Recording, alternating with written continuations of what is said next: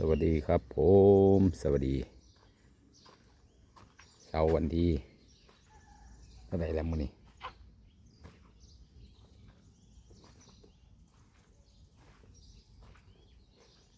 เช้าวันที่15นะครับผมมื้อนี้มาอัปเดตหน้างานบ้านสีหลังให้เบิ่งครับผม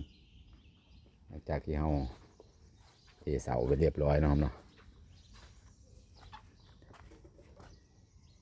ขั้นตอนตอนนี้ก็คือการบ่มดินครับมานำบ่มดิน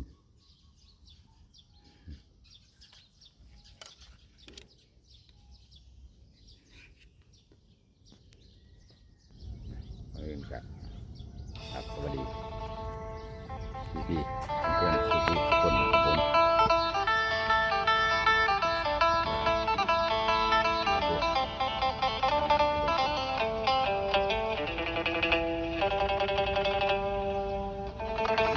ขั้นตอนที่มันสะ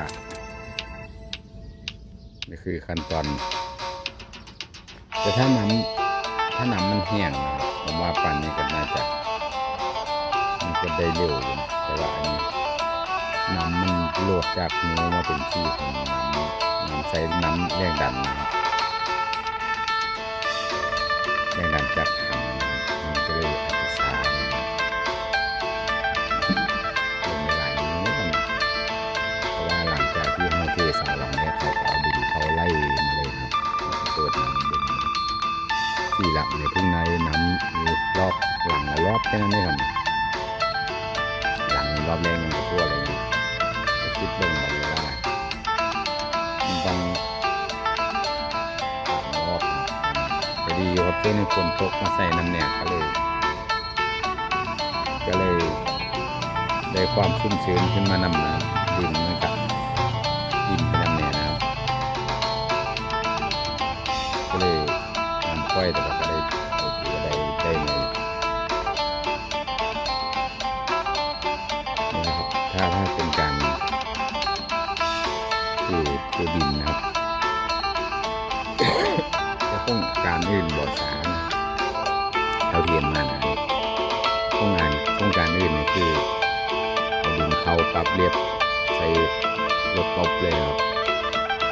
รถตบรถอัดดินเลยนะอันนั้นเร็วครับเร็วแบบขั้นตอนนั้นเร็วต้องการนี่บ่ได้ต้องใส่น้ำจนอิ่มแบบขั้นตอนนี้เนี่ยใส่น้ำอิ่มแบบนี้เลยอันนี้ผมใช้รอบ2นะครับเนี่ย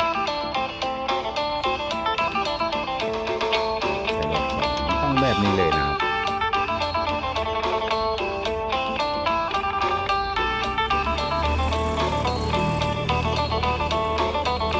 รอบ2ต้องใส่รอบ2รอบแต่ก็ยังต้องใส่แบบนี้ปล่อยน้ำ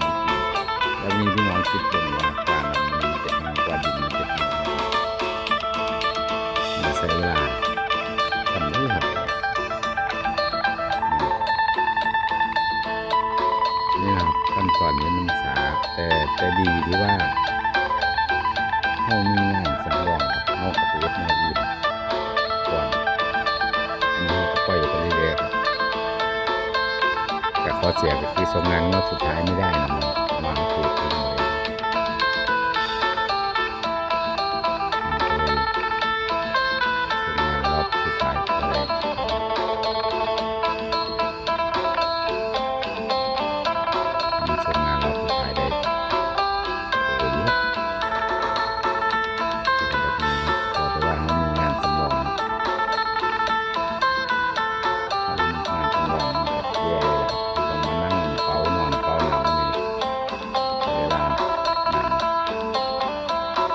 ดีนะครับแบบนี้นะดีนะครับดินเขาเป็นบ้านเขาเลยถ้าไปเลยกำลังสร้างบ้านกำลังการใช้การเงินก็เป็นงานของเขาใช้วิธีนี้ดีดินแน่นเลยครับถ้าปล่อยแห้งนี่ขุดยากเลยครับแข็งเป๊ะเลยดินนี่คือว่าแน่นทุกซอกทุกมุมนะป้องกันการซุดโตดีครับส่วนยามากน้ำบานของผมบอกกับเบิร์ดลักษณะนี้โดยที่ว่าผมก็ไม่รู้นะว่าไม่รู้หรือว่าสร้างเขายานเสียเวลา แต่โดยรวมๆที่เราเห็นมานี่ยิ่งบ้านนอกเขาจะเอาดินใส่เอาเทียนตบสุดท้ายแล้วรู้ที่ล่ะถ้าแบบนั้นนะคือมันบนแน่น100%นะมันจะได้แค่20%เอาตรงๆมันแต่ทำแบบนี้นะแต่ขนาดนี้มันยังมียุคจริงแต่ว่ามันก็ถือว่าน้อยมียุคนะครับนี่มันก็มียุคอยู่เลยไม่ว่าไม่ยุคเลยมันอาจจะยุคตัวนิดหน่อยตามมุมเสามุมอย่างนิดหน่อยแต่ถ้าปล่อยแบบมีเลยมาตกขนาดใส่น้ำปั่นแล้วต้องมาใส่เครื่องบดด้วยนะต้องกดดินด้วยนะมันอยู่ที่ดินภายนอกห้องตอนนั้นมันก็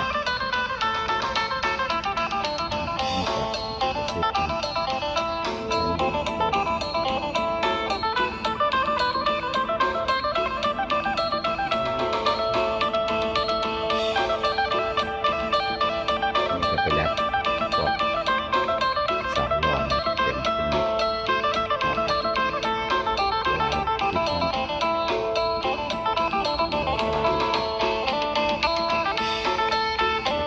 ทำไมสร้อยขาดหัวมาติดนะ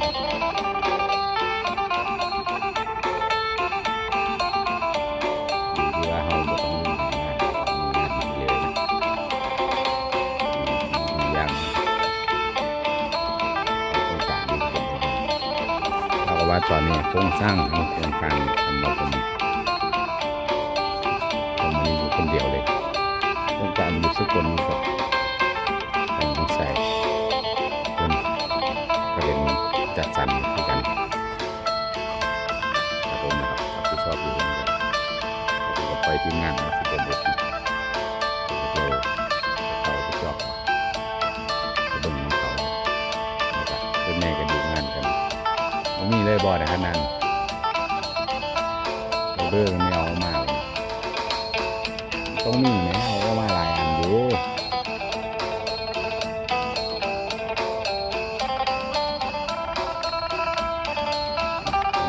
นี่ก็มาเด็กกันเนาะ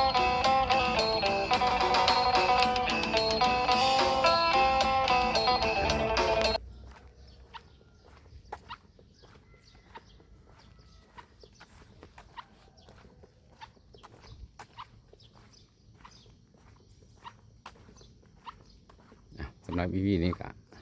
ขอตัวอำลาพระจากสำนี้นะครับเนาะขอให้ครีเอเตอร์ยูทูบเบอร์ทุกท่านเฮงๆปังๆครับผมฝากกดติดตามกดไลค์กดแชร์ทำเลยเด้อครับผมเพื่อเป็นกำลังใจคลิปต่อไปนะครับกล้องอาจจะสั้นเลยนะผมใส่มือจับเลยบ่ได้เอาตั้งกล้องเจอกันใหม่ EP ต่อไปครับผมสวัสดีครับ